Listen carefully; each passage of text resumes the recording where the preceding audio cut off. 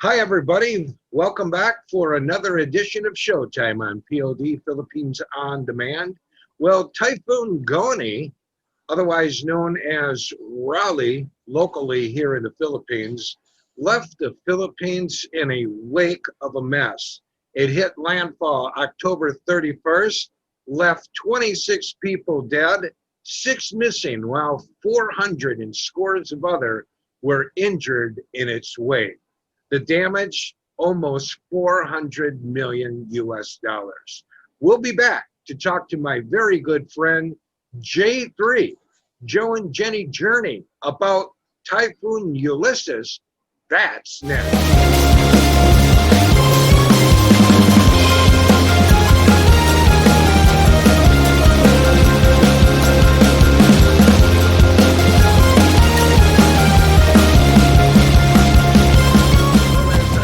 Stated, Typhoon Raleigh, or better yet, Cyclone Raleigh, slammed into the Catanduanes region at a Category 5 and left scores of damage in its wake. Areas affected were not only the Philippines, but Vietnam and Laos as well. And we have a friend here in Joe and Jenny Journey, otherwise known as J3. I encourage you to check out his YouTube channel as well. J3, I'm going to bring you in now, and I want to welcome you to Showtime. Thank you for taking time out of your busy schedule to be with us. Not a problem, Bill. I'm glad to be here. Thank you for having me. Joe, and I had briefly mentioned about the damage that Raleigh left in its wake. Can you tell us why this hurricane, this cyclone, was very up close and personal to you? Well, it damaged my mother-in-law's property out there in Mindoro. And Mindoro, the western side, took almost a direct hit off Raleigh. Took a side swipe on Ulysses, but our place out there was damaged. We lost many buildings on the property.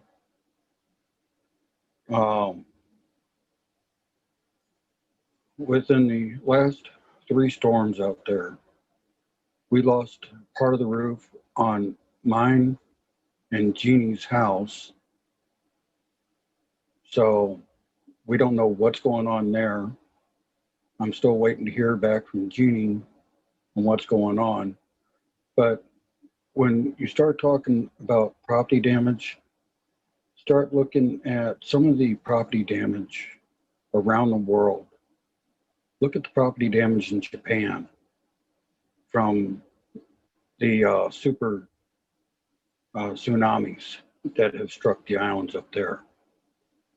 Look at the hurricanes, the typhoons, cyclones, whatever you want to look at worldwide, and start looking at the property damage. When you want to look at all the millions of dollars when it comes time for rebuilding. Right.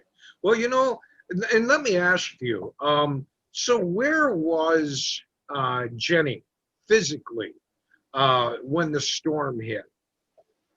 She and the family made it to an evacuation center there in the province. That's all included in my one video that I uploaded to my channel. It's only a small clip. I didn't want it to be very much on the evacuation center, mainly because it was all going to be part of the main body of the video. Yeah, there's scores of people were affected by Raleigh. And, and then, when it was all said and done, Raleigh, moved into the West Philippine Sea, tracking toward Vietnam, but thus weakening into a tropical storm. So it didn't do as much damage over there in Vietnam and Laos as it, left in its wake here in the Philippines. Let's segue into Typhoon Ulysses. You know, when the news first came about, J3, I had read, and I don't recall which media source that it was, but I did read in a media source that another typhoon was tracking in, and it was said not to be as big as Raleigh. So I think maybe in some regard, I also read that a lot of residents refused evacuation because they did not think the storm was going to be as big. Now, again, keep in mind, you can't believe everything that we read, but these were the news sources that I read. So the point that I'm driving at, G3, is that they saved a lot of lives with a pre-warning of Raleigh. They did a great job of warning people and started to get people evacuated. But with Ulysses, it seems as though that maybe, and I'm saying maybe, perhaps, they didn't think that, you know, it was going to be real big. What are your thoughts on that? Well, I have to agree with that because when after Raleigh, after Raleigh hit and blew through the Philippines, when Ulysses hit, it took more of Luzon than anything else. It went north of Manila. So you guys wound up having a lot of flooding out there, loss of life. I've been seeing videos from all over the Philippines Yeah. on Ulysses, on the flooding. Seen videos from Raleigh all over YouTube. And the damage to the Philippines was something that when it comes to human life, even the loss of one human life is too much. Absolutely. Yeah. You know, we talked about the deaths as big as Raleigh was.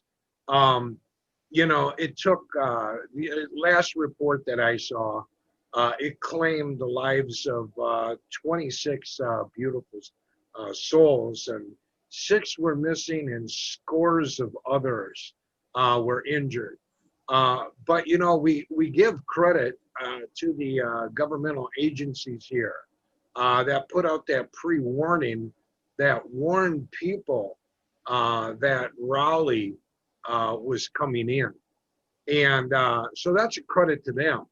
But I won't go as far as saying that Ulysses caught the government flat-footed. I won't go as far as saying that, because the Philippine government did encourage residents to evacuate. But the reports in which I read stated that a lot of residents refused. So Ulysses brings in, you know, a devastation of its own. And so far at present, at the time of this broadcast, claimed the lives of 73 people. And that is according to the National Disaster Risk Reduction and Management Council, which J3, as you know, is the NDRRMC. And a total of 23 individuals were wounded, while 19 others are still missing.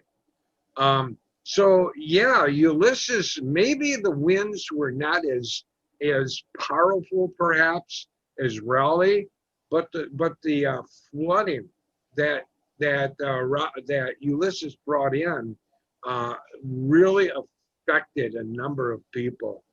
It was just astronomical. The agency said over 3 million people and or over 730,000 families from regions 1, 2, and 3 have been affected. Can you tell us, J3, did Ulysses make its way up into Mindoro like Raleigh did and affect the people there, affect your wife? It did hit, it sideswiped Mindoro. What I'm meaning by sideswipe, the main storm went over uh, central Luzon above Manila. Hmm. So we took a sideswipe. There was flooding in the lower provinces. Storm surge came up close to my wife's house and my mother-in-law's there in the province. She did not tell me how close it got, but she told me the storm surge was coming in. So I naturally, being married to a Filipina and being 8,400 miles away from her, you're going to be worried about her when you start hearing stuff like that. Absolutely. As I was saying about the loss of life, we don't know if it was how many children were lost. We don't know how many adults were lost from these storms. But one thing I can say is everybody, when you see this video, please say extra prayers for the ones that were lost, not just in the Philippines, but Vietnam and Laos. We all Absolutely. need to come together as a world.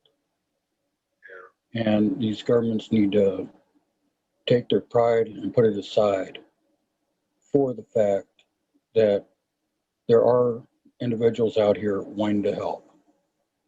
Yeah. You know, to give the viewers an understanding of just how big Ulysses was. And think about this, J3, our friends watching this. They had stated that in the news media sources that I read, that Ulysses wasn't supposed to be as big as Raleigh. But check this out. The head of the storm, the eye of the storm, was in the Philippines. It was shaped as a question mark, the storm. It tracked thousands of miles, and the tail end of Ulysses ended up in Alaska.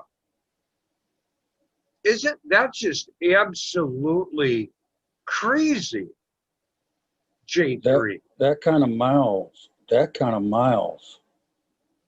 and I'm 8,400 miles. I'm in central U.S. at the time of this broadcast. Figure you're looking at almost 8,000 miles just to get to Alaska from the Philippines over open water.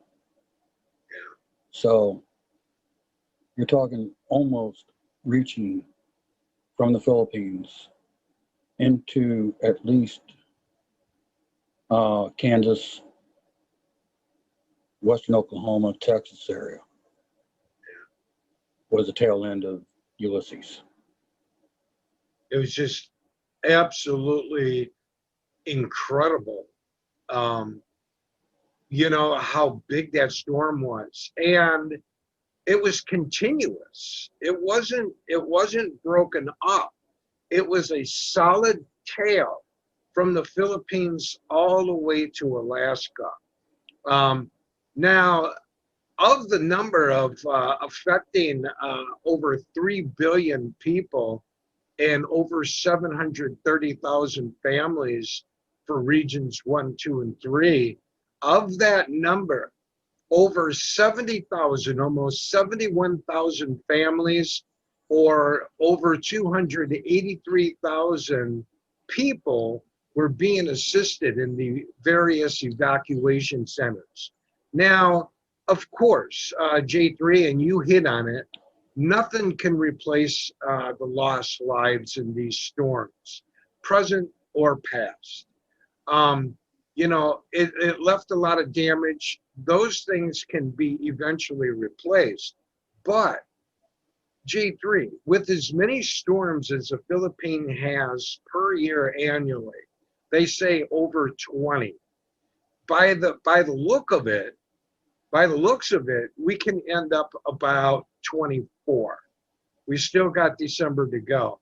And so basically what I'm getting at is there's a lot of monetary damage to cropland, to the infrastructure, and J3, the country is poor as it is. That's got to take a heck of a financial toll on a country like the Philippines. Wouldn't you agree? Oh yeah, definitely. And one thing that I'm looking at also, not just the financial burden that the Philippines is taking for themselves, but they need to reach out as a government agency, reach out to their friends in other countries Right. to ask for help, because it's more than just one country, more than just what one country can handle. Mm-hmm. It's just like when here in the States years ago, we had Typhoon Catherine came ashore, hit Louisiana. We only had a couple of countries offer to assist us. Right. Yeah, that's But right. the loss of life was so astronomical in Louisiana, in New Orleans. But now, looking at what we have now, yeah, we have earlier warning signals coming out of both the Pacific, the Atlantic, and the Gulf Coast to help try to save lives. Yeah, absolutely. That's one thing I can be thankful for with the governments. They're able to do is raise the alarm quicker. Yeah, absolutely. The Ulysses created almost $3 billion in damage to the agricultural industry here in the Philippines, according to the NDRRMC. And according to the same organization, it had already, the infrastructure damage has already raised over, has already grown or ballooned into over 5 billion pesos in damage to the infrastructure here in the Philippines. J3, thus leaving nearly 40,000 houses damaged and destroyed in its wake. Right. You know, one thing about the Filipino people, they don't like this, obviously, but with as many typhoons as this country has had over the years, if anybody can adapt, adjust, and overcome, it's the Filipinos. Right. They're So very resilient. I have my TV on. I was watching the weather over here. We've got another typhoon moving across Central America.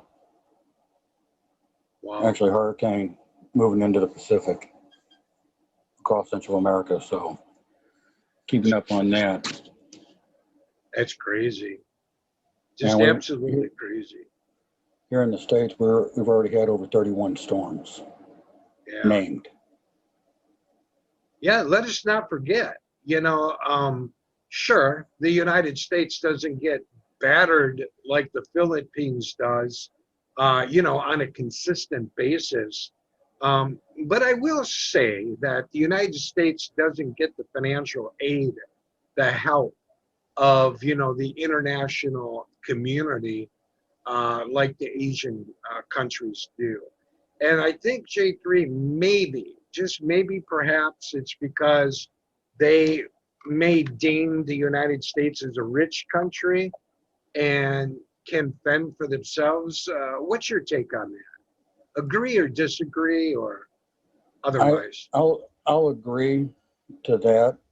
But, you know, also J3, the NDRRMC has already recommended placing the entire Luzon under a state of calamity due to the effects that Ulysses had on that region. And of course, including, you can't forget, Typhoon Quinta, as well as we just talked about Raleigh. The Philippines President Duterte, as of this broadcast, earlier move to create, a Build Back Better task force to speed up the rehab of the typhoon ravaged areas. So what materialized or what developed out of that, I have not yet seen. But hey, maybe J3, you want to give a shout out to all the frontliners, not only throughout the world that are affected by typhoons, but namely here in the Philippines. Let's definitely give a shout out to all the medical, fire, police, even our security officers out there, because they're in the front lines. A lot of people don't look at security as being a frontliner, a security enforcement officer. They're more of a frontliner than what many police are. Right. Let's also shout out the military, not just there in the Philippines, but around the world. Yeah. And we also have the Coast Guard. The Coast Guard themselves jump in there and, provide rescue operations. I know that along with the Philippine Army, the PNP, the Coast Guard were actively involved in rescuing, folks stranded in Cagayan and Isabela, as a matter of fact, the Philippine government, J3, they deployed almost 4,000 personnel and committed them to this rescue operation. So it's all of these agencies on all different levels coming together and working as one. A total of 156 barangays in Cagayan, were affected. From 24 of 29 areas were flooded due to the onslaught of Typhoon Ulysses. These numbers far outweigh that of Raleigh. And again, this was a storm that wasn't supposed to be as big as Raleigh. We're pretty fortunate down here on Mindanao in Davao City, J3, because we're protected by Davao's geographic location, whereas the folks living further up north of the island, if you will, aren't protected. They don't have like a small island out there. You're rather, your wife over there living in Mindoro and in Luzon, Luzon up, they're all exposed to the elements and the ravageness, if you will, of any typhoon coming in. Oh yeah, and I'm willing to come out there and retire right on the beach. That's right where my mother-in-law's land is. The jungle, the shrubs, if you would want to say, around my mother-in-law's house was all washed out by the typhoons. Lost some trees on the property. In my remnants video, you could hear chainsaws going in the background from Jeannie talking. That's how quick the Philippine people got in and started working after the storm had passed. And that was within 2 days. My mother-in-law's house was damaged. They lost all electronics in the house. Anything from their TV to the refrigerator to their washing machine. They don't have much out there in the province. unlike some people up in big cities like Manila, Cebu, where have you, the big cities like that, out in the Right. province, there is hardly any infrastructure. I have a hard time even now connecting with Jeannie there in Mindoro. Because your internet is affected? Her internet is affected. Yeah. Yeah, the communications have been a hindrance, for many people in that region of the Philippines. How does the Philippines, how do you think the Philippines keep recovering? Not only, year after year, but typhoon after typhoon, J3. That's got to be both taxing financially and emotionally. Yes, it is. It's just like any storm that we go through anywhere in the world, where we have to pick up and start all over. There's really no choice. What other option do they have? Exactly. You got to keep I striving. I did also invite Jeannie into our broadcast here. Oh, is she with us? But no, she's not yet. Okay, I don't know. She hasn't. I don't think she's seen the message yet. okay. Well, when she does, we will record another segment with her, and we will bring her in on Showtime. And being a Filipina, it would be wonderful to be able to talk to her and see where she's at emotionally after all of this devastation. Yeah, it definitely is strong and as resilient as the Filipino people are. It still has to take a toll on them emotionally. It not only takes a toll on the Filipino people, Filipinos, Filipino, the Philippines, period, but it takes a toll on their loved ones overseas. I'm getting comments left and right on my remnants video and on my typhoon video saying prayers, people sending prayers, everybody making comments, sending prayers to the Philippines. Now, I'm only showing one little area on my videos.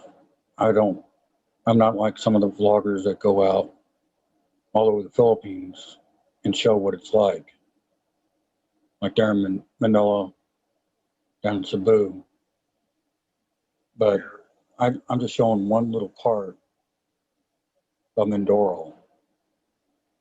Yeah. Well, and the other Not thing is you don't live there either. I mean, I'm sure if you did, you know, I really can't see you getting out there and doing that anyway because, uh, Jenny is so near and dear and so special to you. I can't see you, A, dragging her out there and putting her in harm's way, and or B, you leaving her on her own and you venturing out on your own with her behind. Um, I don't see you doing that. that won't happen. Yeah, yeah, The only way that would ever happen is if she agreed to go with me to do it.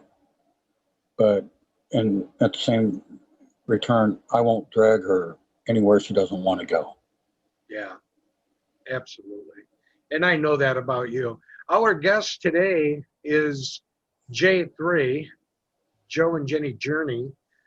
His wife lives in Mindoro. Well, when you look at these images that have been scrolling in the background, people are looking at that, and it's just traumatizing when you see that. And there were some people that were on their rooftops and had to stay on their rooftops 24 hours or longer waiting for rescue. I've heard that. And then I've also heard that the Philippine government allowed the animals to perish. Yeah, well, I can understand that, as sad as it is, the humans first, the people first, Right. Don't get me wrong, I understand that myself, yeah, but we got to also look at the animals too, yeah, yeah, totally understandable. because our animals are our children, Yeah, especially there in the province. yeah. Oh yeah, they mean a lot to the Filipino people.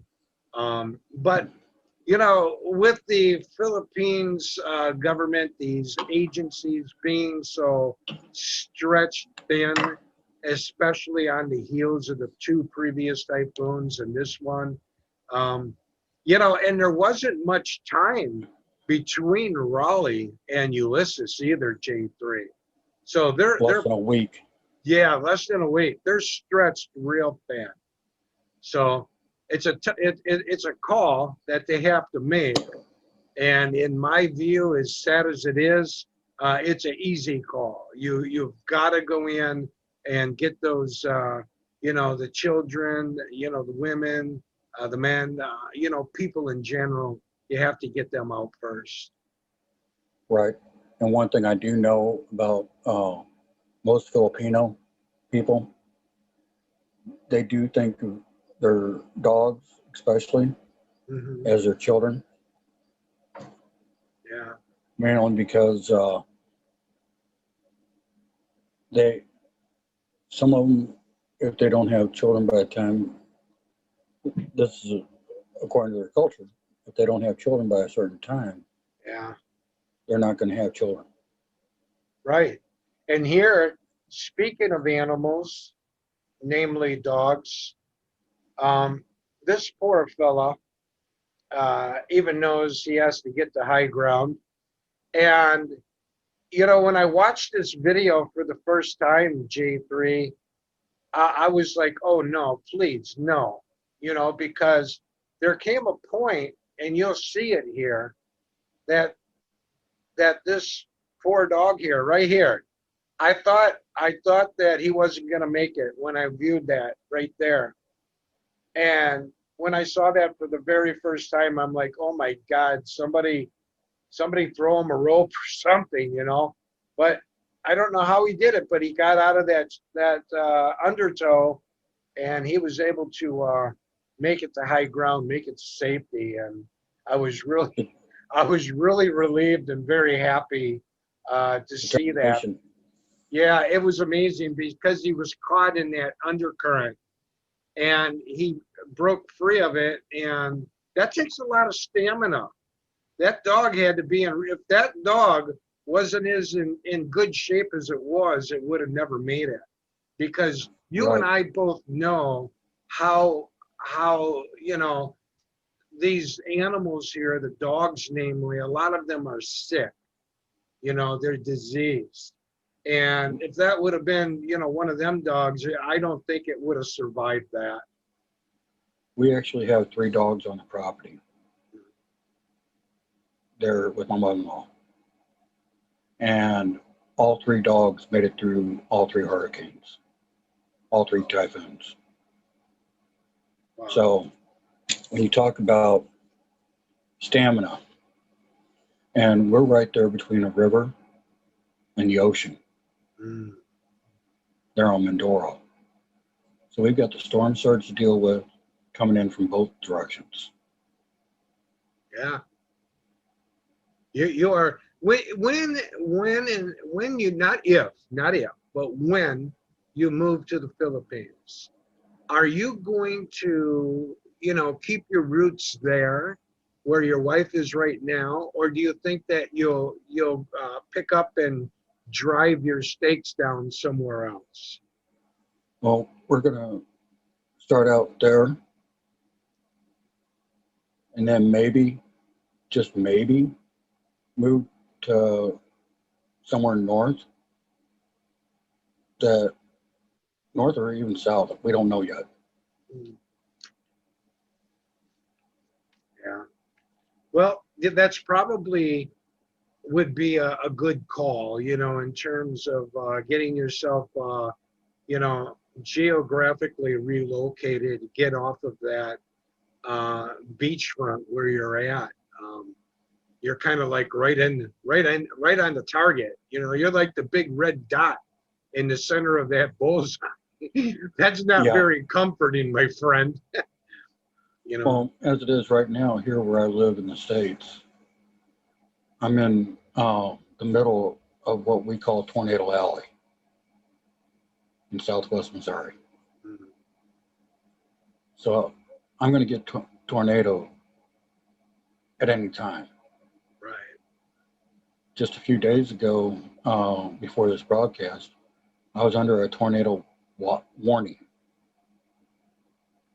here. Wow. Started out as a watch and then went into a warning. That was just a few days prior to this broadcast.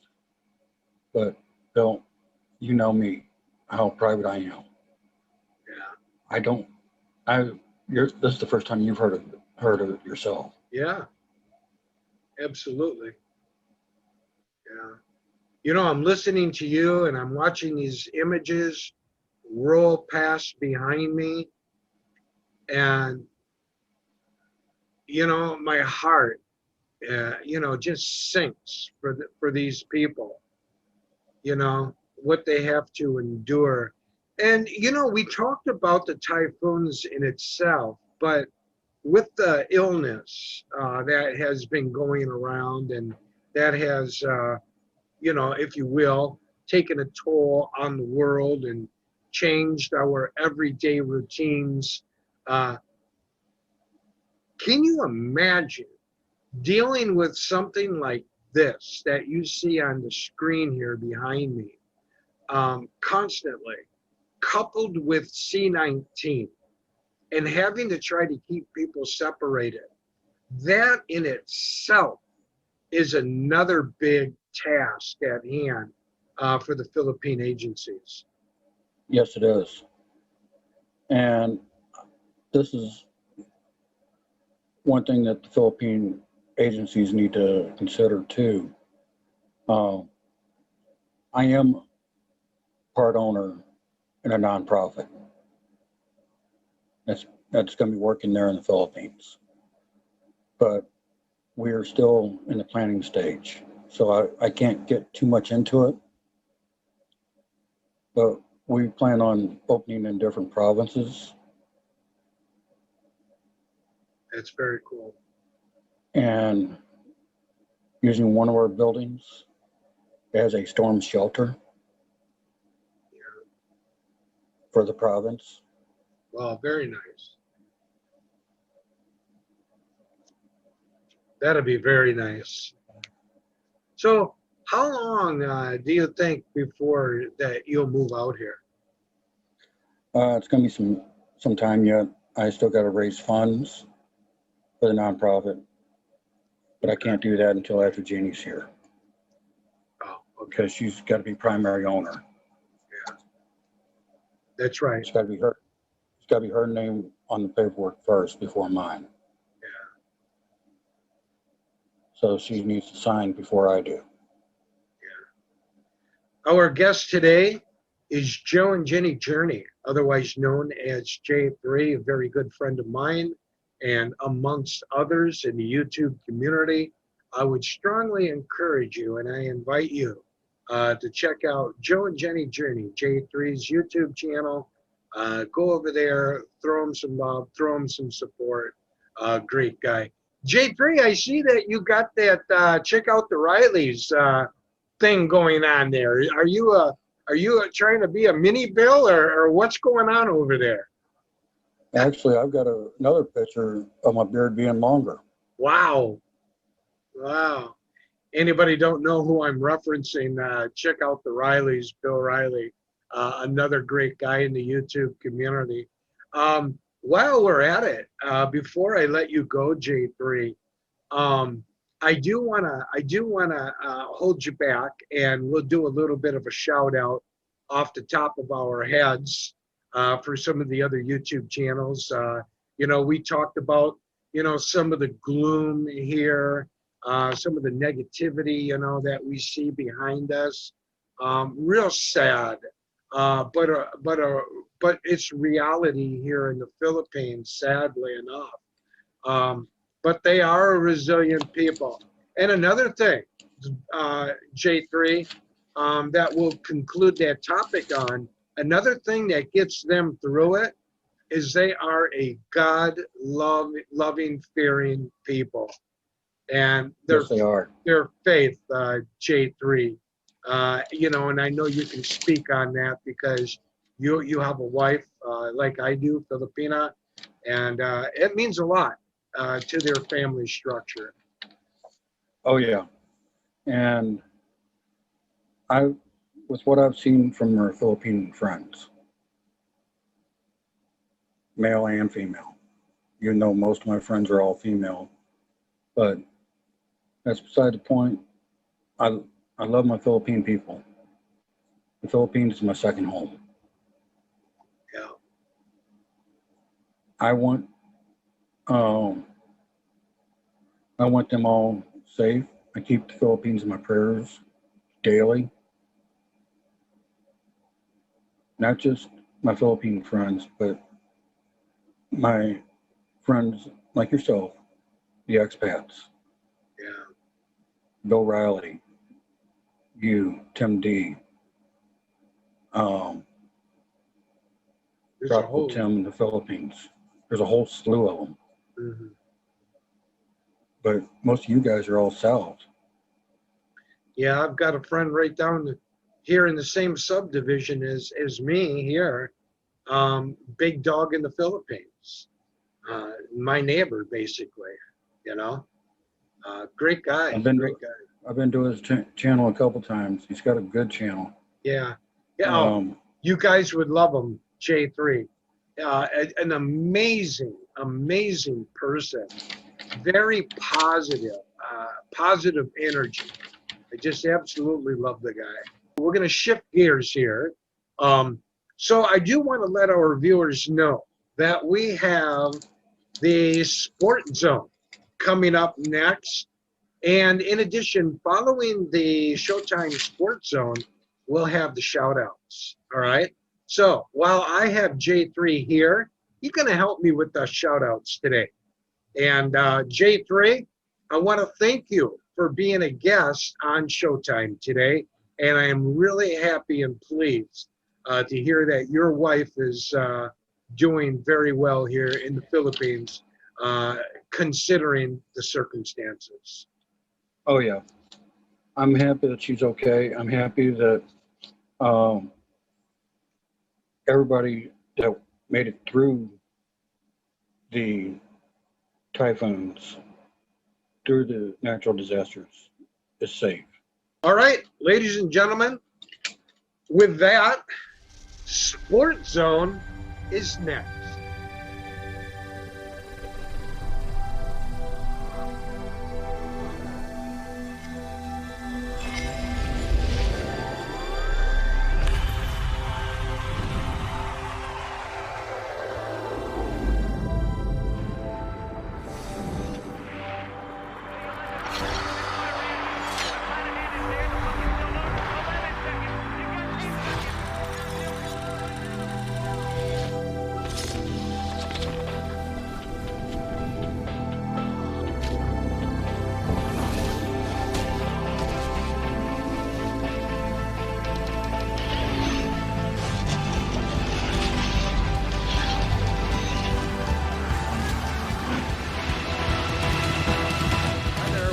The Sports Zone. We're going to take a look at the first round of the 2020 NBA Draft, as well as my picks, the winners and losers for this weekend's NFL games. Let's start with a look at the NBA draft only going over the first round. Otherwise, we'll be here all day and all night. In round one, the Timberwolves took Anthony Edwards, a guard out of Georgia. Now, Edwards was always predicted to go here in the first round. Minnesota keeps its pick and goes with Edwards, who was always initially the best fit next to D'Angelo Russell and Karl Anthony Towns. Edwards is an elite athlete with a scoring ability to eventually become a multiple-time All-Star. There have been questions, though, about his defensive effort as well as his work ethic. And because of that, POD gives them a grade of B+. With the second pick, the Golden State Warriors took James Wiseman, a center from Memphis. Wiseman should thrive as a rim runner in Golden State's offense. The guy stands 7 feet tall, has a huge wingspan, and does move really well for his size, giving him a chance to emerge as a top center in the league over a period of time. Now, it's not easy to be a big man in today's game, but Wiseman found a great landing spot with the Warriors. Draft grade, A-. The third pick, the Hornets took LaMelo Ball from Illawarra. He's a guard from Illawarra. Charlotte may have found a franchise cornerstone at the number 3 pick. Ball is far from perfect, though. His defense and shooting consistency needs not a lot of work. He is a top-tier playmaker, though, and possesses the biggest upside in the draft. The Hornets needed someone to give them an identity and a level of excitement at the turnstiles with the fans, and Ball does that. Grade A for the Hornets. With the number 4 pick, the Chicago Bulls, now Drummer Chicago, if you're listening, took Patrick Williams, a forward out of Florida State. Now, this is a calculated risk by Chicago. Williams is raw offensively, but he has a strong physical build, a good defensive potential, and could carve out a long career if he can improve his outside shot. Got to give it up. Grade B for Chicago Drummers Bulls. With the 5th pick, the Cavaliers took Isaac Okoro, a forward from Auburn, dreadful Cleveland Cavaliers defensive unit. Okoro should help Cleveland on that end of the court by taking on multiple assignments. Now, he also won't take away offensive possession from Colin Sexton and Darius Garland. Will he ever be a decent three-point shooter? That skill will ultimately determine Okoro's ceiling. And the time has started. The clock is ticking now on this pick. So, with the grade, a grade B. With the 6th pick of the 2020 NBA draft, the Hawks took Onyeka Okongwu, a center from USC. Okongwu theoretically fits well in Atlanta as lob catcher and rim protector. But the Hawks already have John Collins and Clint Capella on the roster. Maybe perhaps are considering a trade following this selection. Got to give the Hawks a grade C for this pick. With the 7th pick, the Detroit Pistons took Killian Hayes, a guard out of Ulm. With Detroit likely heading toward a rebuild, and they are, Hayes makes a lot of sense at the point guard of the future. He will struggle early because of his lack of elite athleticism and propensity to the go left.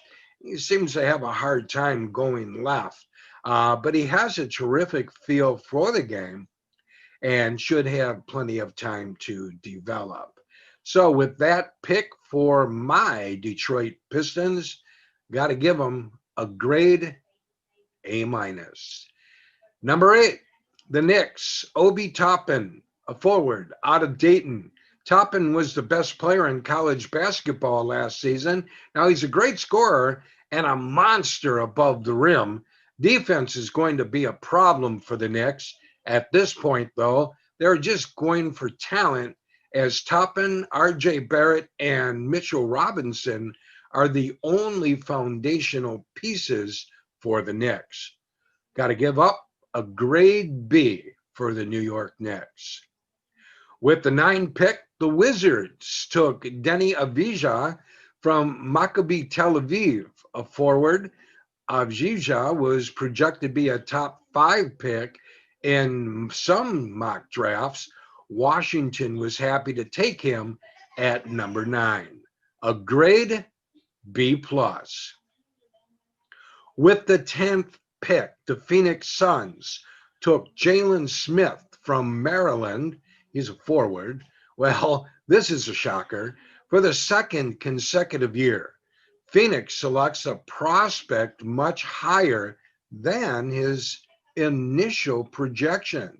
Sounds like the Detroit Lions of the NBA. Smith brings a size of 6'10", 225 pounds, and shooting to the front court, but he has limited mobility and isn't a superior athlete. A curious choice here with other options on the table. So the lowest grade so far, C minus. With the 11th pick, the San Antonio Spurs took Devin Vassell, Florida State guard. Vassell could quickly emerge as the best 3-and-D prospect in the class and log significant minutes for a team chasing a playoff berth. Grade A. With the 12th pick, the Sacramento Kings took Tyrese Halliburton from Iowa State. He's a guard. It was a surprise to see Halliburton slide outside of the top 10, so Sacramento has to be ecstatic about this pick. Grade A. 13th pick, the Pelicans took Kira Lewis Jr., a guard from Alabama, one of the fastest players in this class heading to the Pelicans, possibly so. It's going to be a track meet in New Orleans. The Pels are backed up with guards, but some of them may have been moved prior to the season. Lewis could carve out a place in that rotation. A grade of B plus. With the 14th pick, the Celtics via the Grizzlies, Aaron Nesmith, a forward from Vanderbilt. Knockdown shooting, great outside shooter. That's what Boston gets in Nesmith, though it's unclear how he can excel at the next level beyond being a spot-up threat. There are also concerns about his health after he missed significant time at Vanderbilt with a broken foot. Now, this is an upside play for Boston. Grade B minus. With the 15th pick, the Orlando Magic took Cole Anthony, a guard out of North Carolina. Once considered a potential top 5 pick, Anthony could become a draft day steal despite a rough year at UNC. Anthony is still a talented offensive player who can break down defenders and get buckets off the dribble. Grade B plus. With the 16th pick, via the Trailblazers, the Detroit Pistons took Isaiah Stewart, a center from Washington. I'm kind of a little bit leery with this pick here. Another Detroit Lions stretch in the NBA. Stewart is the kind of player, though, who could carve out a long career for himself just by outworking those around him. He rebounds like crazy. He Dennis Rodman type guy who's fanatical about crashing the boards and could eventually be a shooting threat. So for my Detroit Pistons, a grade C with this pick. The 17th pick goes to the Thunder via the Timberwolves. Aleksej Pokusevski is a forward. Pokusevski is a 7-footer, but he's far from a traditional big, though. He's got strong ball handling skills, and he can catch and shoot off of a screen like a wing. The problem? He only weighs 200 pounds. With Oklahoma City piling up future draft picks as part of its rebuild, it can afford to take a chance on the 18-year-old. So a grade B+. With the 18th pick, the Mavericks took Josh Green, a guard from Arizona. Green can spot up with a long three-point line and do a bit of creating as a primary ball handler. He is tough on and off the ball defensively. He may top out as a role player, but he could be a very, very good one. Grade A-. Again, the Pistons, with their third pick in the first round, the 19th pick via the New Jersey Nets, they took Sadiq Bey, a forward, a power guy out of Villanova. Detroit received this pick as part of a 3-team trade that sent Luke Kennard to the Clippers and Landry Shamet to the Nets. Now, Bey doesn't have a high ceiling, but he is a safe bet as a 3 and D wing. Plus, he's a nice value at this spot. Got to give it up to the Pistons, B+. With the 20th pick, the Heat took Precious Ochiuwa from Memphis. He's a forward, defensive versatility, and a high motor. Of course, Miami wants Ochiuwa. His offensive role in the NBA will be unclear, but the Heat are tremendous at developing their youngsters, as you well know. He should be able to grow behind Bam Adebayo, a grade B with the pick. 21st pick, the 76ers via the Thunder took Tyrese Maxey, a guard out of Kentucky. Maxey can create offense off the dribble and is excellent as an on-ball defender. While his three-point numbers at Kentucky were not inspiring, Maxey's form isn't disastrous, and he has looked comfortable on pull-up jumpers. A grade A. 22nd pick went to the Nuggets via the Rockets. They took Zeke Nanji, a center out of Arizona. Now, Anji could be a part of the NBA rotation for years to come, as he is a capable finisher and has flashed a nice shooting stroke. Not exactly defensive player of the year material, though. A grade B-. Number 23 of the Timberwolves via the Knicks took Leandro Bolmaro from Barcelona, a guard, 20-year-old ball handler, passing, basketball IQ is above the rim, and intensity to the floor. Not a great shooter or an athlete. Minnesota must have felt pretty strongly about this pick with a trade up to get him. So in light of that, a B-. With the 24th pick, the Nuggets via the Pelicans took RJ Hampton, a guard out of New Zealand. Hampton could be a decent upside gamble. The 19-year-old is quick. He's a very explosive guard, but he's going to need time to develop. A grade B+. With the 25th pick, the Knicks via the Thunder, Emmanuel Quickley, a guard out of Kentucky. A late first-round shocker, Quickley is a sharpshooter, but he's also undersized at 6'2", and not an exceptional athlete. New York could have easily taken him or somebody similar to him later in the draft.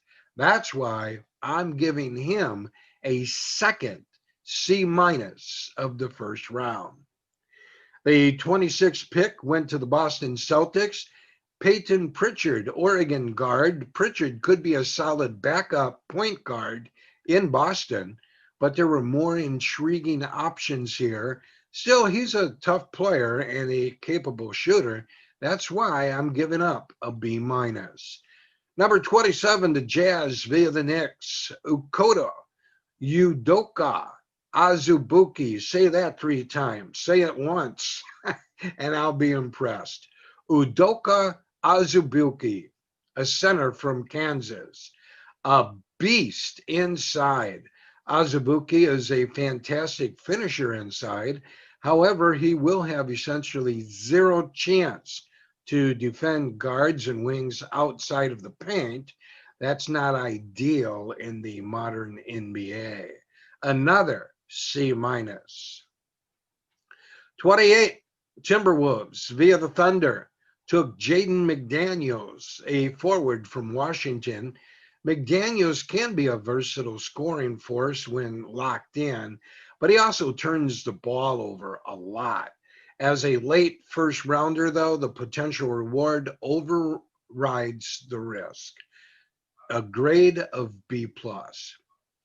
With the 29th pick, the Toronto Raptors took Malachi Flynn out of San Diego State. He's a guard in the pick and roll. Flynn has shown that he is equally deadly as a distributor or pull-up shooter. He also really puts in the effort defensively. Good all-around basketball player. A grade of A minus. And the Grizzlies finish off with the first round with the 30th pick via the Boston Celtics. They took Desmond Bane, a guard from TCU. One of the best shooters in the draft. Bane is the kind of floor spacer Memphis needs. He is limited as a creator, but the Grizz won't be asking him to be the primary source of offense. A very good pick by the Grizzlies with 30th pick, grade of B plus. Well, let's bounce from the hard courts of the NBA to the NFL gridiron. Here are my weekend projections of winners and losers. Let's start out with Arizona, both sporting a 6-3 record. They meet up with Seattle. I'm going to go with Seattle only because home field advantage. If they were playing at Arizona, I would go with the Cardinals. Cincinnati at Washington. Cincinnati is 2-6-1. Washington is 2-7. I was leaning towards Cincinnati, but I'm going to go with Washington over the Bengals. The Atlanta Falcons at New Orleans. Atlanta is 3-6. New Orleans 7-2. Got to give the hometown Saints the edge on that one, going with New Orleans. Pittsburgh at Jacksonville.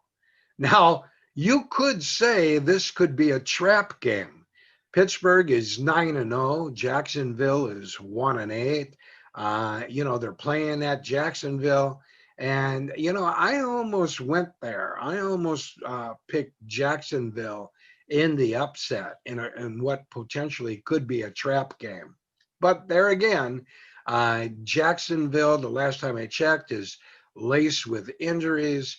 And, how can you go against the Steelers playing excellent ball? So I got the Steelers undefeated for yet at least one more week. New England 4-5 will be at Houston 2-7, going with the Patriots in this one. Philadelphia 3-5-1 visits Cleveland 6-3, going with the Browns. Detroit at Carolina. Detroit is 4-5. Carolina 3-7. Detroit winning games. They can't even lose right. I'm hoping Detroit loses all of their games with the exception of that last game against the Packers. I want to see Bob Quinn and Matt Patricia get fired. But Detroit won't cooperate.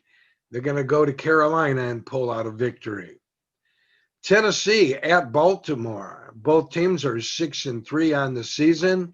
Baltimore is at home going with the Ravens.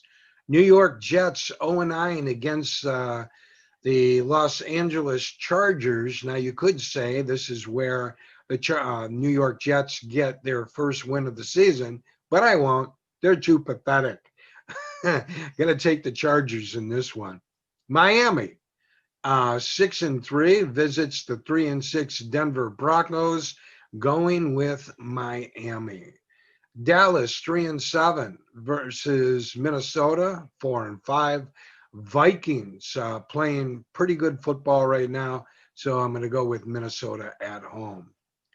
Green Bay 7-2 at Indianapolis 7-3 or 6-3. So basically, in short, I kind of gave it away.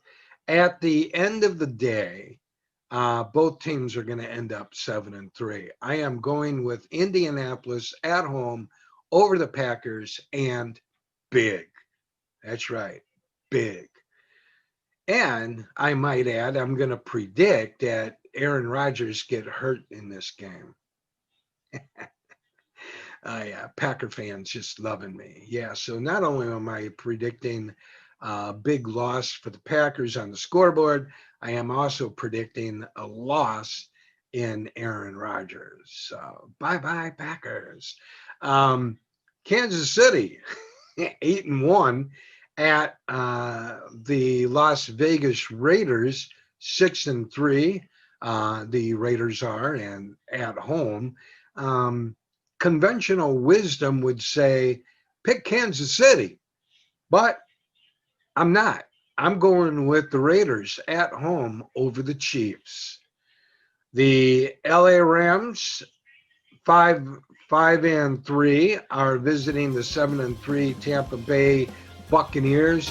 I'm going with Tom Brady and the Bucs to go to 8-3 on the season. Well, that's a quick look at sports. Coming up next, the Showtime Shout Out. Thanks for sticking with us right here on the Showtime Shout Out portion of this program. And once again, our wonderful guests, J3, Joe, and Jenny Journey. Thank you, Joe, for agreeing to stay behind and helping me out with today's shout outs. Hey, not a problem. Well, it's always an honor to do shout outs with you. And if anybody wants to be a guest on Showtime, you'll have to download Zoom. With that being said, how can you get your channel on Showtime? Here's how you do it. When I have a premiere every Sunday night at 7:00 p.m. Philippines time, all you have to do is enter the stream. All right? If by chance you miss the stream during the premiere, all you have to do is come back on playback, leave a comment, hit the thumbs up, and I see you there. I write your name down, and we shout you out. So having said that, now, if you don't see your channel on this segment of the shout out, you can look at a prior video or two, a pre-recorded one before this program, or it will be coming up in the future. So having said that, channels that visited my channel recently, before we go to J3, I want to shout out, check out the Rileys. Thank you very much, Bill Riley, for being a wonderful supporter and a friend of me. I really appreciate that. Pinoy Ahoy, another great guy. Thank you very much for, what you do for the YouTube community. You're absolutely amazing. Thank you very much, Pinoy Ahoy. One of my new friends that I recently met in YouTube, Shrimp Shack. Say that 3 times fast. Shrimp Shack. Thank you very much for visiting my channel. Very much appreciated. Dara Lou. Thank you, Dara Lou. Tim D, our 20-year vet of the U.S. Armed Forces. Tim Diziak, thank you very much. Fred and Marla, Philippines for us, thank you. Somebody that just visited me, another new channel, Fatsville Love. Thank you, Fatsville Love, for visiting POD Philippines On Demand and spreading some of that love of yours. We really appreciate it. So we're just kicking it right back at you. My very good friend of nearing 20 years, I had to go back and redo the math, Joe Tyne. Joe Tyne there in Wisconsin, thank you. Blessed life, an amazing recording artist. She is gonna go far, folks, in the music industry. You mark my words. Blessed life, thank you so much, and keep strumming that guitar of yours and keep singing, because you are absolutely amazing. Those are a few of the channels that have visited me most recently. So I want to thank you. I want to thank all of you for your support as well as your friendship. J3, who do you got? Who do you want to shout out there, my brother? Let's start it out with two of the biggest channels that I know of. That's Lady Coach Explorer. Very good channel, very, very supportive of younger channels. Lady Reed, USA. Another very big channel. She loves to help out younger channels. Of course, Panay's Habit. They're in the Philippines. She's another one that helped support. Let's get into some younger channels. Get away from the bigger channels. Let's get to the younger channels. Give them a shout out. Misty's UK World. She's right about 100 bananas. Oracles and Beyond just got their 1K. Congratulations to them. Another young channel is Melissa's Food Adventures. Very young channel. Galette E, sister to MK Show TV, and FlexiGirl JB.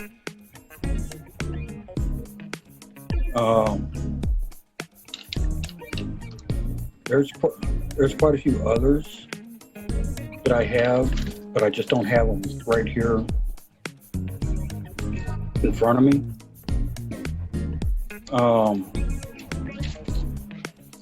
Because I'm still trying to connect with them. Yeah, and it's all good. And this is a new procedure in which how I put people into the POD shout out, because J3 is my guest. Even though some of those channels that he mentioned don't visit me at this point, it doesn't mean they never will. But I'll eventually make it over their house and knock on their door first if I have to. And so, and keeping in with the theme of the channels that come and visit me and support me as a friend, J3, as you know, it's got to go above and beyond of likes and shares and subscriptions. For me, the friendship, the loyalty, the loyal friends, your supporters, evolve into something more meaningful than a like and a share. You become friends, like you have. You went on a long road trip, and who did you meet? You want to tell us about that? Oh yeah, met Owen J and family. Very good, very, very good family. They're all, Lynn and her girls are also from Mindoro, from Patsy Mindoro, just a province away from my wife. Yeah. I love that family as if they were my own family.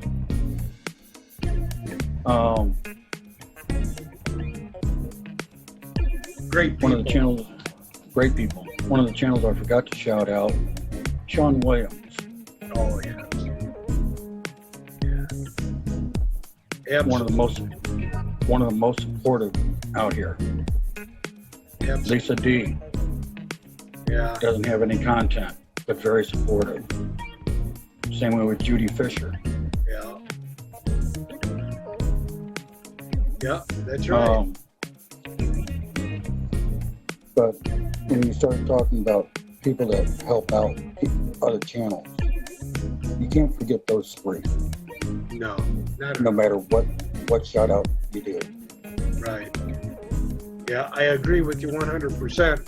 And to echo some of the channels that J3 already said, you know, a lot of these that I've mentioned, a few of them that J3 mentioned, and the ones that I'm about to mention again are the ones that do come loyally and knock on my door and keep that friendship alive. And I, in return, eventually catch up with everybody.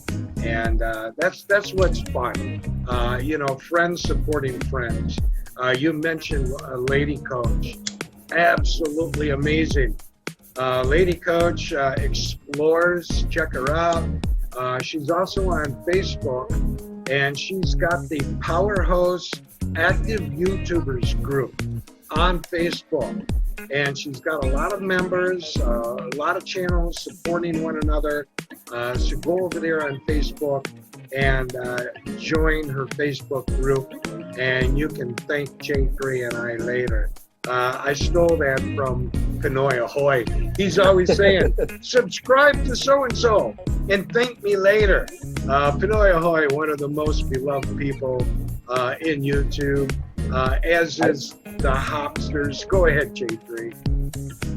I was going to say, I talk to Benoit Ahoy almost every day on the phone. Talk to him offline. Yeah. Same way with Mike. Jay's Journey, another one I talk to offline. Darren's Travel, I've talked to him a couple times offline. I've even talked to you a few times offline, so. Yeah, it's fun. You know, Lady Coach, the Hopsters, Peanuts Hobbit, OMJ, Our Mindoro Journey, the Phantom's Guest, Jack, an awesome guitarist, Marie Michelle and Ken Vlog, MMK, Ken Unger, all wonderful people. I enjoy all of them.